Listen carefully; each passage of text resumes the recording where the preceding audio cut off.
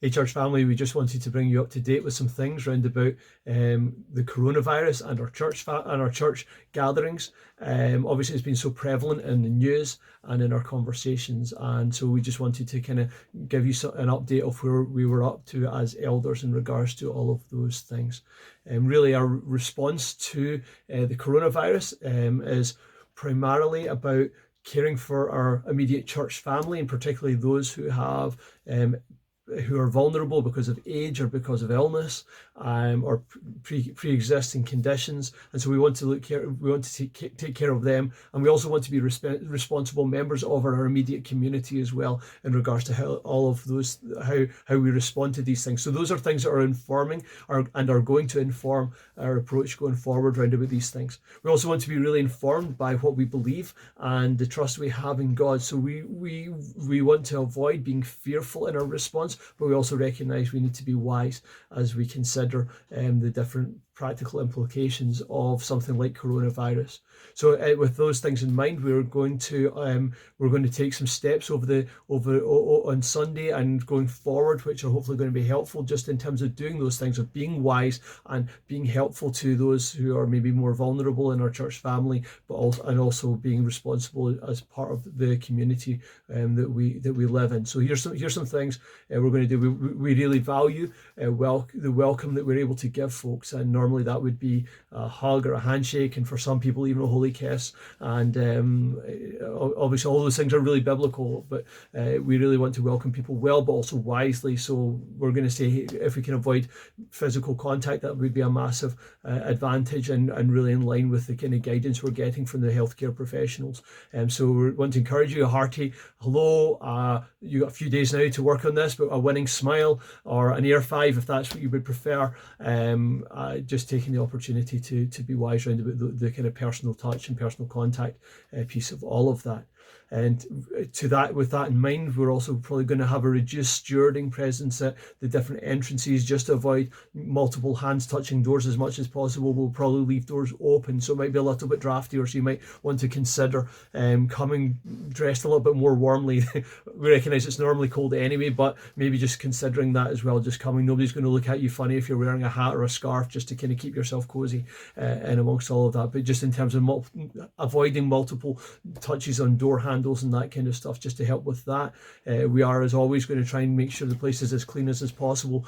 We always want that, but I think we're going to give particular attention to that. A couple of things we're not going to do, which we normally would do. We're not going to pass offering bags, and we're not going to pass friendship registers, again, from hand to hand across rows. For those who want to make connections with the church, they'll be directed towards emailing the elders or myself or Lee. And if any of you have prayer requests, please email elders@harvestglasgow.org, and we would gladly pray for you. That's still our desire, is not to stop praying for you just because those things are not being passed anymore. And in terms of offering, if you're used to giving via the bag, then there's going to be an opportunity for you to do that. There'll be a place for you to do that without that kind of hand-to-hand contact piece of passing the bag. And we would always want to encourage you to be paying by automatic faithfulness. We call it automatic faithfulness because you have the opportunity to be faithful in your stewardship of your financial resources by giving by bank transfer. So if you want to get set up with that, we can certainly help you with that. If you email admin@harvestglasgow.org, somebody will be able to help you get set up with that.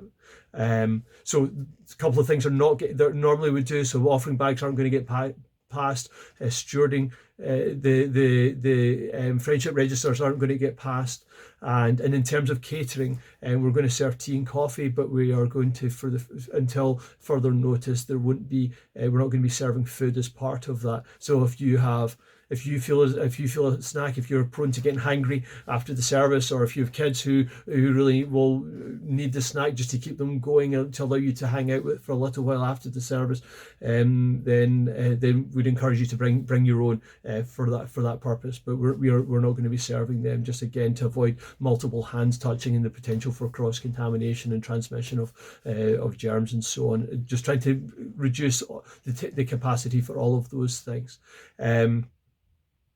If you, as is the advice going around just now, I just finished listening to the Prime Minister a short while ago. The advice is, if you have a persistent cough, a new and persistent cough, and if you have a fever or temperature, then you're to self-isolate for 7 days. We'd encourage you to do that.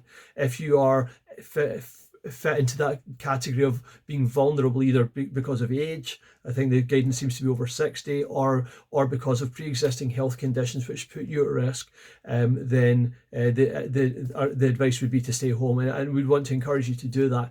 And we will make every effort to get the sermon up as soon as possible for you to be able to listen back to that. If that's helpful for you, there'll be the usual Spotify playlists available to you as well, to be able to listen to worship music as well. Obviously, nothing can replicate gathering with God's people, but we look forward to being able to do that with us really soon, and we want to be as helpful as possible.